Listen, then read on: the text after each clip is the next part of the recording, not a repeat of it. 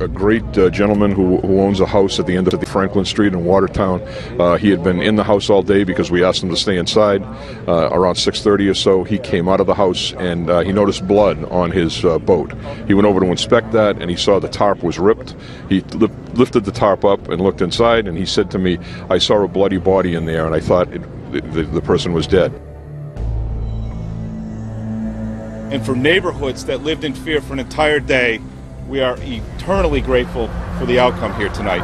We have a suspect in custody.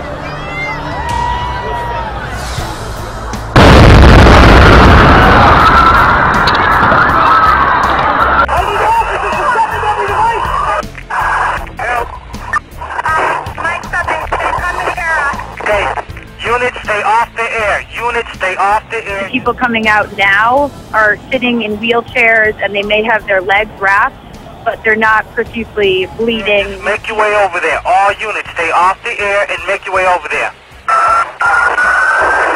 And the explosion, the main one there at the Marathon Sports, and then you can hear after that, Paula, it's just absolutely heartbreaking. We still do not know who did this or why.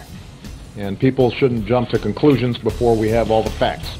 We have one law enforcement official who has told us there is a surveillance photo of someone described as a male, we believe, carrying what looked to be a couple of backpacks in the vicinity of where these explosions took place. 4 or 6 quart pressure cookers they believe might be behind this. The cookers apparently were in a backpack. I want to stress one thing. There is no suspect at Brigham and Women's Hospital. The American people refuse to be terrorized because what the world saw yesterday in the aftermath of the explosions were stories of heroism and kindness and generosity and love. He helped a man, that man right there, who lost his leg by using his shirt as a tourniquet, and you can see his right hand there, using his hand to help stanch the bleeding. We are releasing photos of these 2 suspects. They are identified as Suspect 1 and Suspect 2. Being told explosions are getting thrown in Watertown. There's throwing explosions of some sort. Shots fired in Watertown.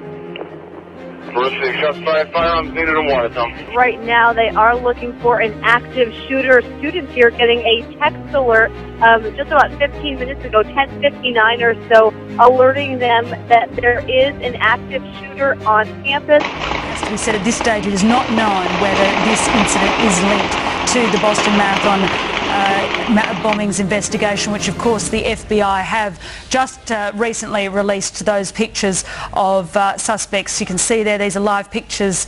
No, they are not live pictures. They're coming in just moments ago to WHDH of a suspect on the ground there. We are where we were effectively as of Monday night or Tuesday morning, with a couple of exceptions. One of the suspects is dead. How difficult is that? Give us evidence.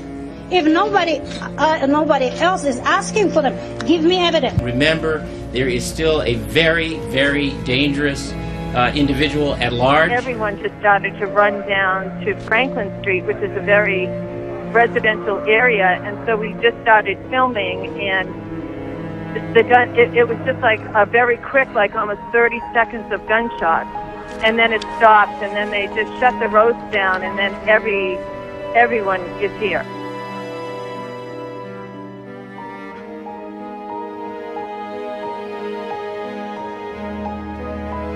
Suspect is down. Again, this is according to a state police source that I've developed through my time here, is telling me that the suspect is down. We have a suspect in custody.